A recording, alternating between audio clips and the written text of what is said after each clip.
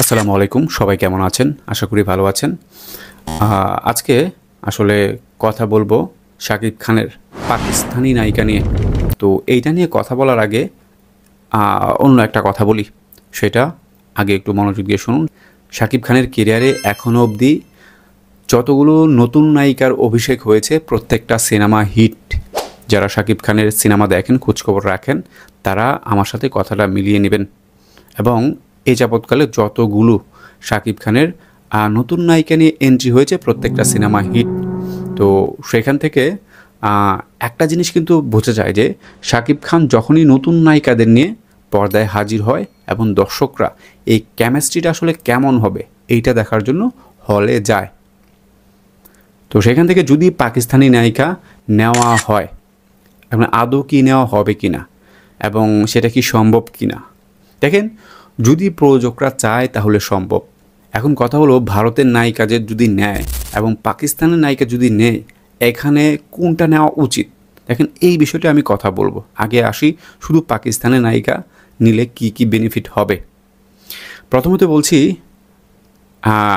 বাংলাদেশ পাকিস্তানের একটা অংশ ছিল আগে। সেখান থেকে বাংলাদেশের প্রতি একটা সফট কর্নার পাকিস্তানিদের মধ্যে হয়তো থাকতে পারে। তা না হলে এই যে তুফান পাকিস্তানে এত বড় পরিসরে রিলিজ হয়েছে এবং খুব ভালো একটা রেসপন্স পেয়েছে, যেহেতু আসলে ইতিপূর্বে বাংলাদেশের সিনেমা তেমনভাবে আসলে পাকিস্তানে মুক্তি পায়নি। অপরদিকে আমরা যদি ভারতের দিকে তাকাই, ভারতে বাংলাদেশে মুক্তি পাওয়া super duper hit, industry hit সিনেমাগুলোও কিন্তু ভারতে মুখ থুবড়ে পড়ে এবং আশানুরূপ ব্যবসা করতে পারে না। কারণ কি? কারণ হচ্ছে একটা মনোভাব থাকে যে বাংলাদেশিরা আসলে কি তৈরি করবে। ভারতীয়রা হচ্ছে যে এরা সব জানতা, সব এসব গল্প, বাঙালিরা যেসব গল্প সিনেমা নির্মাণ করে তারা এসব আগে থেকে দেখে ফেলেছে এবং বাংলাদেশের সিনেমা দেখার ক্ষেত্রে ভারতীয়রা আসলে এতটা স্ট্রং মনোভাব নিয়ে সিনেমা দেখে না। এটা একটা দিক রয়েছে। বরাবরই আসলে তুচ্ছ তাচ্ছিল্য করে। হ্যাঁ, হয়তো গুটি কয়েকজনের গুণগান গায় এবং শাকিব খানের আজকের এই এত কিছু সিনেমা ব্যাপারে বোঝার ব্যাপারে ভারতের অবদান রয়েছে, এটা ঠিক। কিন্তু আমি যেহেতু আজকের ভিডিও শুধু নায়িকা প্রসঙ্গে বলছি, ভারতের নায়িকা নিলে নেওয়ার থেকে পাকিস্তানি নায়িকা নিয়ে যদি কাজটা করে তাহলে কিন্তু বেশি বেনিফিট পাবে। কারণ একটা সামগ্রিক দেশে পাকিস্তানের সিনেমাতে যদি, পাকিস্তানের ইন্ডাস্ট্রি যদি বাংলা সিনেমাকে প্রবেশ করানো যায় তাহলে কিন্তু খুব একটা বড় মার্কেট তৈরি হওয়ার সম্ভাবনা রয়েছে, যেটা পাকিস্তানে যদি পরপর কিছুদিন পরপর এবং বিভিন্ন ঈদ রিলেটেড যে ছবিগুলো রয়েছে, বড় বাজেটের সিনেমাগুলো রয়েছে, এইগুলো যদি ভালোভাবে পাকিস্তানে মার্কেট প্রমোশন করে মার্কেটটা ধরার চেষ্টা করা হয়, খুব সহজে ধরা সম্ভব হবে। যেটা ভারতে আদৌ সম্ভব হবে কি না এটা প্রশ্নই থেকে যায়, সম্ভব হবেই না।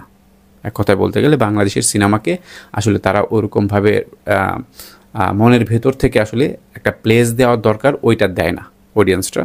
হয়তো যারা শিল্পীরা বাংলাদেশে কাজ করে, ভারতেও কাজ করে, তাদের একটা সফট কর্নার রয়েছে, তারা এই ব্যাপারটাকে সাধুবোধ জানায়।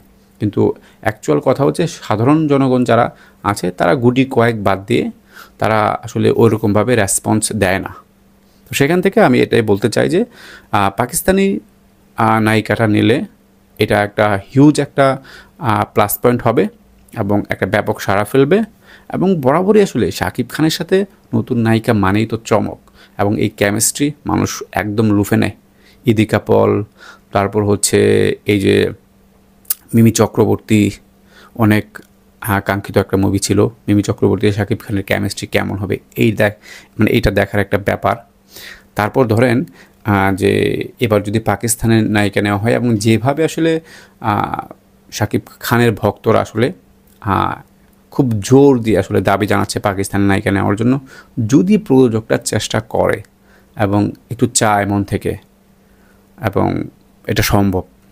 এখন যদি আসলে প্রাধান্য দেয় শাকিব ভক্তদের চাওয়াকে প্রযোজক, এবং যদি সিনেমাটা হয়ে যায় সুপার ডুপার হিট হবে এবং ইন্ডাস্ট্রি হিট হবে এবং বহির্বিশ্বেও খুব ভালো একটা রেসপন্স পাবে। আপনারা কি আমার সাথে একমত? অবশ্যই কমেন্টস করে জানাবেন। আর ভিডিওটি ভালো লাগলে লাইক দিয়ে পাশে থাকবেন। ধন্যবাদ সবাইকে।